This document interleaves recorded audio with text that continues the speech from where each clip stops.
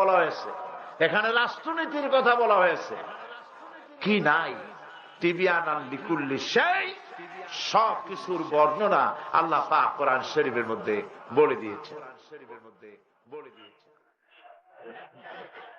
وَلَقَدْ آتَيْنَا لُقْمَانَ الْحِكْمَةَ أَنِ اشْكُرْ لِلَّهِ وَمَنْ يَشْكُرْ فَإِنَّمَا يَشْكُرُ لِنَفْسِهِ وَمَنْ كَفَرَ فَإِنَّ اللَّهَ غَنِيٌّ حَمِيدٌ।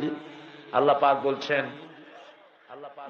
লোকমানকে আমি জ্ঞান দান করেছি এবং তাকে উপদেশ দিয়েছি সেজন্য আল্লাহর কৃতজ্ঞতা স্বীকার করে। হযরত লোকমান আল্লাহর কৃতজ্ঞতা স্বীকার করেছেন, করেন নাই? একটা জিনিস চিন্তা করেন, হযরত লোকমান আল্লাহ প্রদত্ত জ্ঞানের স্বীকৃতি দিয়েছেন কিভাবে? তিনি তাওহীদের দাওয়াত পৌঁছায়ছেন। সুবহানাল্লাহ। যেখানে গিয়েছেন, যখন যেখানে থেকেছেন, মোটিভেশনের কাজ করেছেন, মানুষকে দ্বীনের দাওয়াত দিয়েছেন, এক আল্লাহ পাকের ওয়াহদানিয়ত সম্পর্কে আলোচনা করেছেন, এভাবে কৃতজ্ঞতা প্রকাশ করেছেন।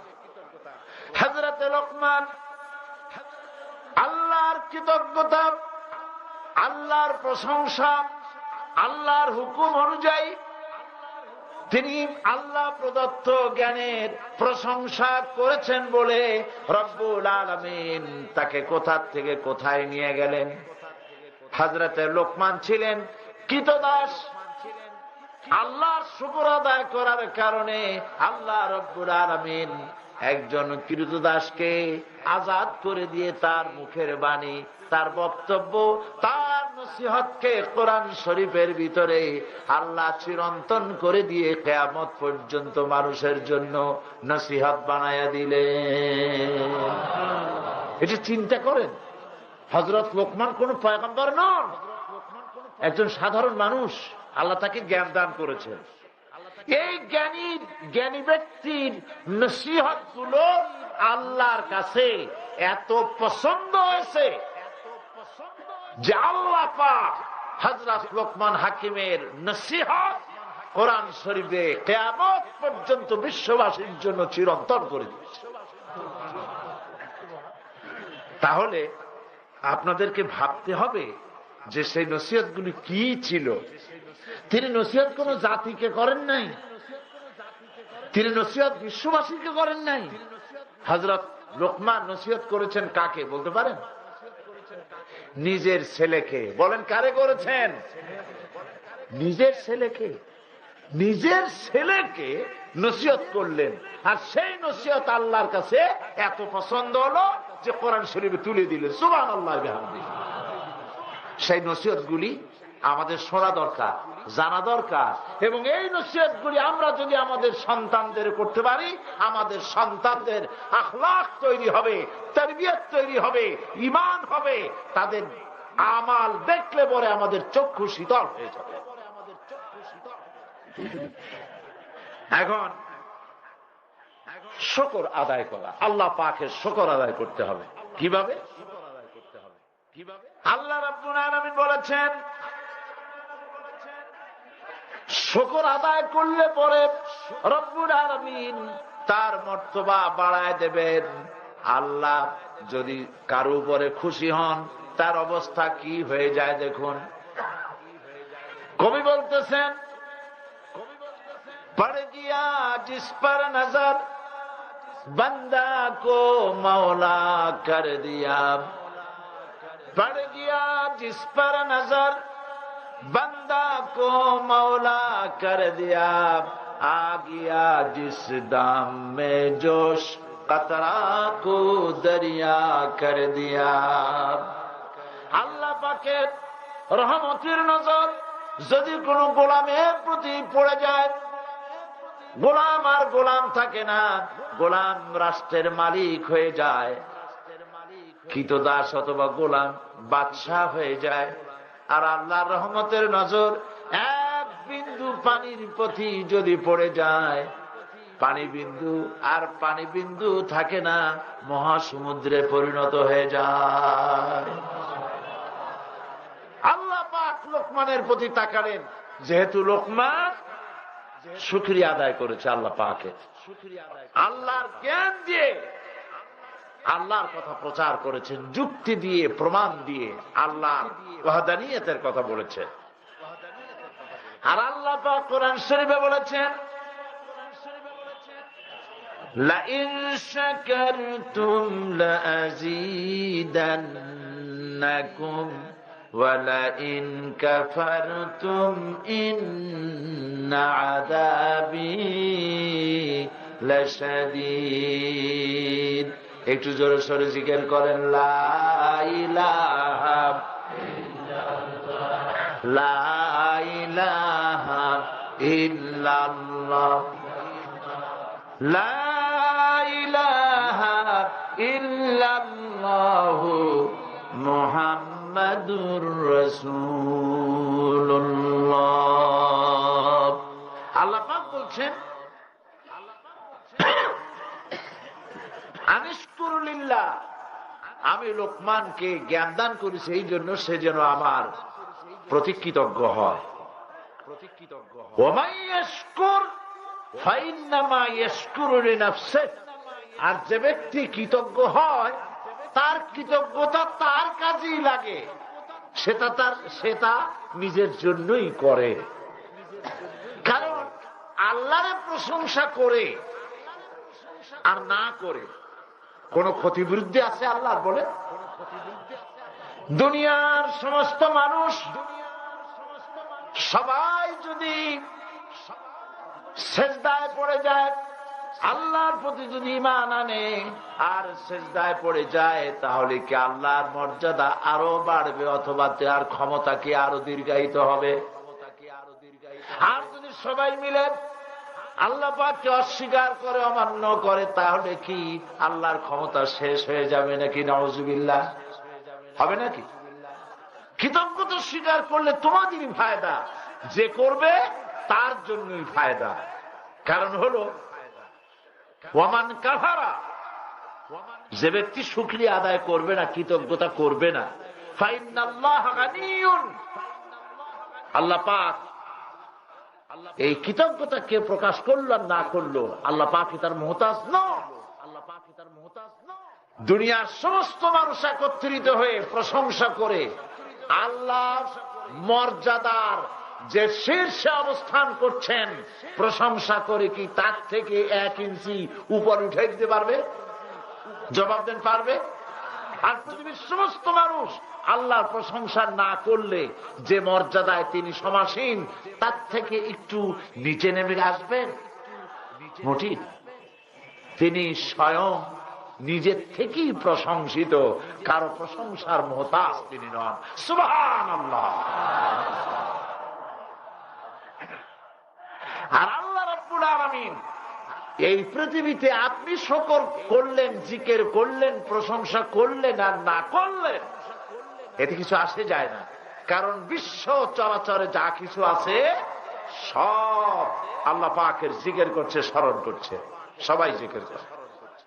আল্লাহ রাব্বুল আলামিন বলেন, ইউসাব্বিহু লিল্লাহি মা ফিস সামাওয়াতি ওয়া মা ফিল আরদ, আকাশে যা কিছু আছে, জমিনে যা কিছু আছে, সব আল্লাহর জিকির করে, সবাই আল্লাহর স্মরণ করে। এমন কেউ নাই আকাশে আর জমিনে যে আল্লাহ পাকের শুকর আদায় করে না, কৃতজ্ঞতা স্বীকার করে না। সবাই তাসবিহ পড়তেছে, ওয়ালাকিন লা তাফকাহুনা তাসবিহাহুম, কিন্তু তোমরা তাদের তাসবিহ বোঝো না, তোমরা ভাষা বুঝতে পারো না। গাছের পাতাগুলি যাওয়াজ হয় বাতাসে, বাতাসের নিজের যাওয়াজ হয়, সমুদ্রের যে গর্জন হয়, পাখিগুলি যে ডাকাডাকি করে, আপনি আপনার মতো করে শোনেন। নানান ধরনের আওয়াজ যেমনি মিলান তেমনি মিলে যায়। কিন্তু আপনি বোঝেন না, আপনি জানতে পারেন না, প্রত্যেকটি প্রাণী তার ভাষায়, তার জবানে আল্লাহ রব্বুল আলামিনের জিকির করতেছে। বসন্তকালে পাখিরা গাছের ডালে বসে কুহু কুহু করে ডাকে, আমরা শুনি কুহু কুহু, আসলে কুহু কুহু নয়, পাখি ডাকে আল্লাহু আল্লাহু আল্লাহু আল্লাহু আল্লাহু, পড়েন আল্লাহু আল্লাহু আল্লাহু আল্লাহু আল্লাহু। আল্লাহর জিকির হচ্ছে সর্বত্র। সমস্ত প্রাণী জগৎ, গাছপালা, তরুলতা, কীট পতঙ্গ, যা কিছু দেখি আর যা দেখি না, সব আল্লাহর জিকিরে ব্যস্ত আছে। এবং প্রত্যেকেই জানে কিভাবে আল্লাহর সালাত করতে হবে, কি করে তাসবিহ করতে হবে, সকলের তা জানা আছে। সব আল্লাহর জিকির করছে। গরুগুলি, চার পায়া প্রাণীগুলি, তারা রুকুর হালতে আল্লাহ পাকের জিকির করছে। গরু এবং বাছুরগুলির দিকে তাকায় দেখেন, তারা মনে হয় যেন রুকুর হালতে আল্লাহর তাসবিহ করছে, জিকির করছে। আর ব্যাঙগুলি, ব্যাঙ কিভাবে বসে দেখছেন না? দুইটা ঠ্যাং পেছনের দিকে ভাঁজ করিয়া, সামনের দুইটা ঠ্যাং সামনের দিকে রেখা, তাশাহুদ পড়ে মানুষের যে কায়দায়, ব্যাঙ কিন্তু সেই কায়দায় বসে, জালসার কায়দায়। সাপেরা সেজদার কায়দায়। সমস্ত প্রাণী যার যার কায়দায়, গাছপালা কিয়ামের অবস্থায়, চার পায়ে প্রাণীগুলি রুকুর হালতে, আর সাপেরা বুকে দিয়ে যারা হাঁটে সরীসৃপ, তারা সেজদার হালতে যার যার অবস্থা নিয়ে আল্লাহর জিকির করে তাসবিহ পড়ে। এই পৃথিবীতে সবাই যত কায়দায় জিকির আজগার করে, তাসবিহ পড়ে, আল্লাহর জিকির করে, আল্লাহর ইবাদত করে, এই সমস্ত কায়দাগুলি শুধু মানুষ সারা জীবনে একা সব কায়দাই করতে পারে। কোরআন শরীফের ভিতরে আল্লাহ পাক বলেছেন, আল্লাযীনা ইয়াযকুরুনাল্লাহা কিয়ামান ওয়া কুউদান ওয়া আলা জুনুবিহিম, যারা নাকি দাঁড়ানো অবস্থায়, বসা অবস্থায়, যে কোনো অবস্থায় মানুষ আল্লাহ পাকের তাসবিহ করতে পারে, দাঁড়ানো অবস্থায় পারে, রুকুর হালতে পারে, বসা অবস্থায় পারে, সেজদার অবস্থায় পারে, সকল অবস্থায় আল্লাহ পাকের তাসবিহ তারা আদায় করতে পারে। সুবহানাল্লাহ। বান্দাকে, মানুষকে আল্লাহ পাকে সুযোগ দান করেছেন, সর্ব অবস্থায় তারাই কাজটি করতে পারে। এবার দেখুন আল্লাহ পাক বলছেন,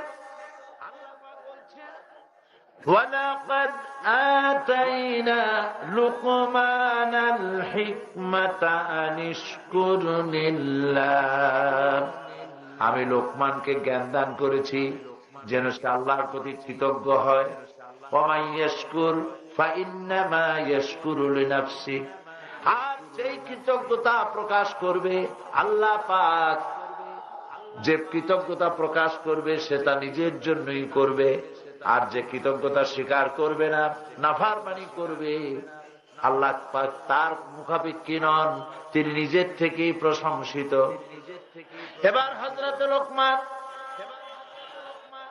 যে কারণে লোকমানের কথা আল্লাহ পাক কোরআন শরীফের ভিতরে তুলে দিয়েছেন, সেই কারণটি আল্লাহ পাক এখন বলতেছেন। দেখো লোকমান কি করতেছেন।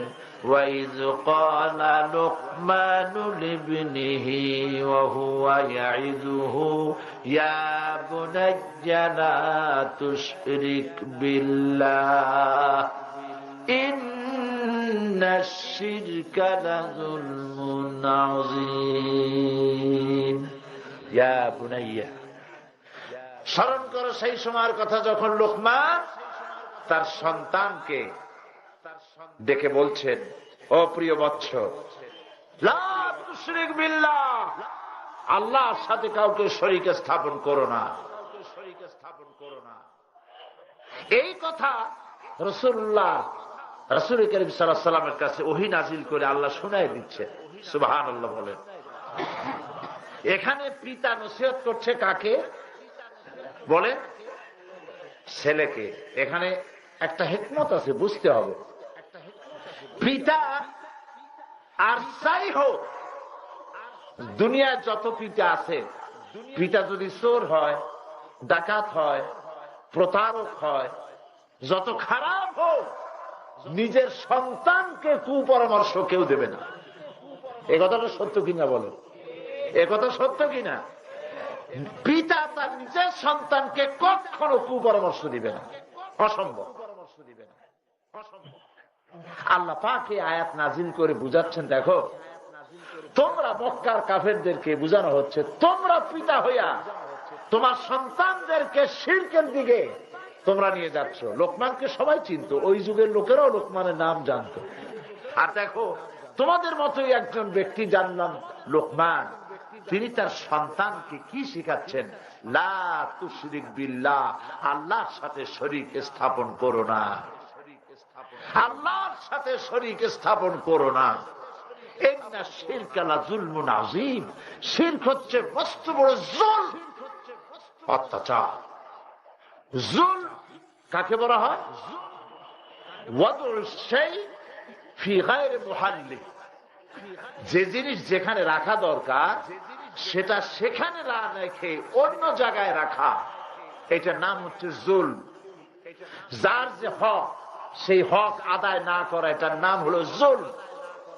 যার যে অধিকার, সে অধিকার আদায় করা না করা, এটার নাম হলো জুলম। টুপি রাখার জায়গা কোথায় বলেন? এই টুপি যদি কেউ বসে তার হাঁটুর উপরে রাখে, তাহলে এই টুপির উপরে কি করা হলো? জুলম করা হলো। টুপি থাকবে মাথায়, কেউ টুপিতে করে বাজার করে নিয়ে আসছে, তাহলে এটা কি হলো? টুপির উপর কি করা হলো? জুলম করা হলো। যে জিনিস যে জায়গায় রাখা দরকার, যার যে অধিকার, সেই অধিকার তাকে দিতে হবে। সমস্ত মর্যাদার একমাত্র হকদার কে? সবাইকে বলতে হবে কে? আপনি যা চাইবেন সব কার কাছে চাইবেন? যা বলবেন কারে বলবেন? সন্তান চাইবেন কার কাছে চাইবেন? এর ব্যতিক্রম যদি হয়ে যায় তাহলে আপনি জুলম করলেন। কত বড় জুলম করছেন? জুলমুন আযীম, মস্ত বড় অপরাধ করে ফেলেছে। এই জুলম করা যাবে না, কারণ শিরক, কোরআন শরীফে আল্লাহ বলেছেন সব মাফ করব, কিন্তু শিরক মাফ হবে না যতক্ষণ না মানুষ তওবা না করছে, ওই গুনার মধ্যে আর লিপ্ত না হচ্ছে, এ গুনাহ মাফ করা হবে না। তাহলে জিনিসটা কি সহজ না কঠিন? বলেন সহজ না কঠিন? তাওহীদের বিপরীত যেটা, ওইটার নাম কি? বলেন তাওহীদের বিপরীতের নাম কি? শিরক। এই শিরকে মুবতালা হয়েছে গোটা জাতি। পয়গম্বর আসার দরকারটা কি? পৃথিবীতে সমস্ত পয়গম্বর এসেছেন শিরককে নির্মূল করার জন্য, তাওহীদ প্রতিষ্ঠা করার জন্য। দেখেন দুনিয়ার সমস্ত নবীদের স্লোগান কয় রকম ছিল বলেন? হযরত আদম আলাইহিস সালাম, নূহ আলাইহিস সালাম, আইয়ুব আলাইহিস সালাম, ইদ্রিস আলাইহিস সালাম, ইসহাক আলাইহিস সালাম, মুসা আলাইহিস সালাম, ইব্রাহিম আলাইহিস সালাম, মুহাম্মদুর রাসূলুল্লাহ সাল্লাল্লাহু আলাইহি ওয়াসাল্লাম পর্যন্ত 1 লাখ হোক 2 লাখ হোক, যত পয়গম্বর আল্লাহ পাক দুনিয়ায় পাঠাচ্ছেন সকলেরই একই স্লোগান, লা ইলাহা লা ইলাহা। গলা ছেড়ে দিয়ে বলেন লা ইলাহা লা ইলাহা লা ইলাহা ইল্লাল্লাহু মুহাম্মাদুর রাসূলুল্লাহ। সমস্ত পয়গম্বরদের স্লোগান লা ইলাহা ইল্লাল্লাহ। কোন ইলাহ নাই, আইনদাতা নাই, বিধানদাতা নাই, শাসনকর্তা নাই, কেউ নাই। কে ছাড়া? আল্লাহ ছাড়া। সে আল্লাহ চিনতে হবে তিনি কি। আমাদের দেশে বইপত্র লেখা হয় আল্লাহ হলো নিরাকার। শুনছেন না আপনারা? বাইরে কথা বলেন, আমার সাথে থাকেন। নিরাকার, আল্লাহ নিরাকার, শুনছেন না এটা? অথচ আল্লাহ বলছেন আল্লাহর হাত আছে, আল্লাহর চোখ আছে, আল্লাহ কথা বলেন। আছে না কোরআন শরীফে? না বানায় বললাম? আছে কিনা বলে? আল্লাহ বলছেন হাত আছে, চোখ আছে, আল্লাহ কথা বলেন। আল্লাহ কথা বলেন, আল্লাহর পা আছে। এখন কিরকম আছে? আল্লাহর মতই আছে। সুবহানাল্লাহ বলবেন না? কোন চিন্তা করতে যাবেন না সে হাতটা কেমন, সে পাটা কেমন, সে চোখটা কেমন, এ চিন্তা করার কোন দরকার নাই। শুধু এতটুকু মনে করবেন আল্লাহ সবটা আছে, চোখ আছে, তিনি দেখেন, তিনি শোনেন। চোখ না থাকলে তিনি দেখেন কি করে? সামিউন বাসীরুন। আল্লাহ বলেন সামিউন বাসীরুন, তিনি দেখেন এবং শোনেন। তো নিরাকার, চোখ নাই, কান নাই, কি তাহলে দেখবেন কি, শুনবেন কি? আশ্চর্য কথা, আশ্চর্য কথা। এই জন্য যদি প্রশ্ন ওঠে চোখটা কেমন, কানটা কেমন, জবাব আল্লাহর যেমন হওয়া উচিত তেমন। সুবহানাল্লাহ বলবেন না? এর থেকে আর কোন আলোচনা যাবেন না, এখানেই শেষ। এরপরে যদি প্রশ্ন ওঠে আল্লাহ আছেন কোথায়, বলেন কোথায় আছে? আল্লাহ পাক কোথায় আছেন? এখান থেকে আওয়াজ আসছে, সবখানে আছে। এই কথাটাই কিন্তু আসলে প্রচারিত বেশি, যে আল্লাহ সবখানে আছে। এটা ঠিক নয়, এটা ঠিক নয়। কারণ আল্লাহর যদি আপনি সবখানে রাখতে চান,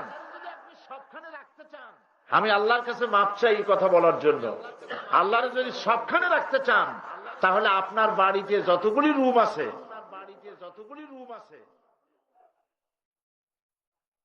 পেশাব পায়খানা গোসলের জন্য তো একটা রুম আছে, তাহলে আল্লাহ সব জায়গায় থাকলে কত জায়গায় আপনি নিতে চান? নাউজুবিল্লাহ বলবেন না? নাউজুবিল্লাহ বলবেন না? আল্লাহ সবখানে আছেন এ কথা সত্য নয়। আল্লাহ পাক কোথায়? চলেন আল্লাহরে জিজ্ঞেস করি, আল্লাহ তুমি কোথায়? আল্লাহ জবাব দিবেন না? বলেন জবাব দিবেন না? আল্লাহ রাব্বুল আলামিন এই প্রশ্নের জবাব, সালে মুকাদ্দারের জবাব অনেক আগেই দিয়ে ফেলেছেন। মানুষ প্রশ্ন করবেন, আল্লাহ জানেন। এই জন্য আল্লাহ বলেছেন আর রাহমানু আলাল আরশিস ইস্তাওয়া। আল্লাহ কোথায়? আল্লাহ আরশে আজিমে। চিল্লাবেন আল্লাহ কোথায়? বলেন সুবহানাল্লাহ। তবে সবখানে সবখানে আল্লাহ জ্ঞান বিরাজিত। আল্লাহর চোখের বাইরে কিছু নাই, আল্লাহর শোনার বাইরে কিচ্ছু নাই। সুবহানাল্লাহ। এটার অর্থই এইটা আপনি বলতে পারেন, সবখানে আল্লাহর জ্ঞান সব জায়গায়। আপনি সিলেটের এই মাদ্রাসা ময়দানে এক কোনায় একা দাঁড়ায় দাঁড়ায় গাছের নিচে বসে চুপ করে শুনতেছেন, অথবা তাফসীর মাহফিল না হোক বাধা দিতে চেষ্টা করছিলেন, কিন্তু কোরআনের কথা শুনতে আবার মন চায়। ইমান তো আছে, একটু একটু হলেও আছে। আবার মানুষে দেখলে কবে কি যে আমি তো বাধা দিয়েছিলাম, গেলাম কেন? সেই জন্য চাদর একটা মুড়ি দিয়ে কোন জায়গায় চুপ করে বসে আছেন। হতে পারে এমন, পারে না? আপনি যে চুপ করে বসে আছেন আপনার সাথীরাও জানে না, কিন্তু জানেন। কে জানেন? জোরে বলেন, কে জানেন? তিনি দেখছেন। সুবহানাল্লাহ। সমুদ্রের অতল তলদেশে শৈবালের ভেতরে, পাথর কণার ভিতরে ছোট্ট একটি পোকা মাইক্রোস্কোপ যন্ত্র ছাড়া দেখা যায় না এমন একটি পোকাও যদি ক্ষুধার যন্ত্রণায় চিৎকার মারে, কেউ শুনতে পায় না, আরশের মালিক আল্লাহ রব্বুল আলামিন শুনতে পান, সব দেখতে পান, সব শুনতে পান। সামিউন বাসীর। আল্লাহর এইভাবে চিনতে হবে, বুঝতে হবে। আল্লাহ পাক নিরাকার। এগুলো আবার আরেকটা কপাল পড়া হয়েছে আমাদের দেশেই।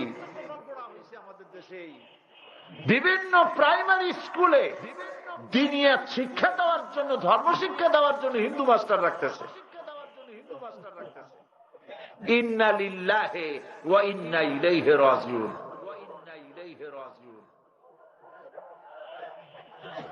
দিনিয়াত, কোরআন হাদিস হিন্দুতে কেমনে শিখাইব? দিনিয়াতের মধ্যে কোরআন আছে না?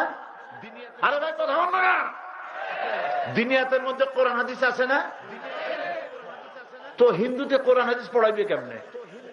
ইন্নামাল মুশরিকুনা নাজাস, ইন্নামাল মুশরিকুনা নাজাসুন। আল্লাহ পাক বলেছেন মুশরিকরা নাপাক। মুশরিকরা কি?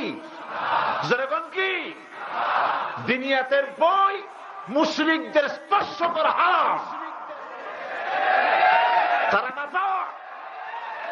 আল্লাহর ইসলামের কোন বই তারা স্পর্শ করতে পারবে না। হযরত ওমর রাদিয়াল্লাহু তাআলা আনহু কোরআনের পাতা বোনের কাছে চাইছিল না? কালকে বলছি না, বোন কোরআন শরীফ দিছিলেন, কি বলছিলেন?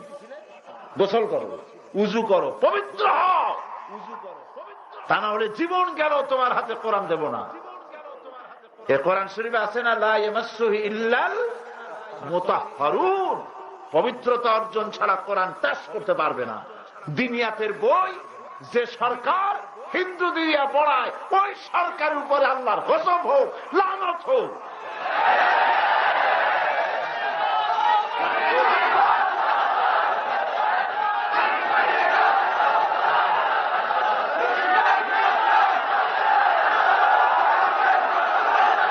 আল্লাহর কোরআন, আল্লাহর কোরআন হিন্দুরা তাদের ধর্মগ্রন্থ পড়াক, আমার কোন আপত্তি নেই। আমার কথা বুঝছেন কি না? উল্টা পাল্টা বুঝছেন না আবার। হিন্দুরা তাদের ধর্মগ্রন্থ পড়াক, সারাদিন পড়াক, আমার তো দেখি। কিন্তু যেই বইয়ের মধ্যে আমার কোরআনের কথা আছে, আমার হাদিসের কথা আছে, কোন হিন্দু এটা টাচ করতে পারবে না, সুস্পষ্ট হারাম। কথা বুঝে আসছে?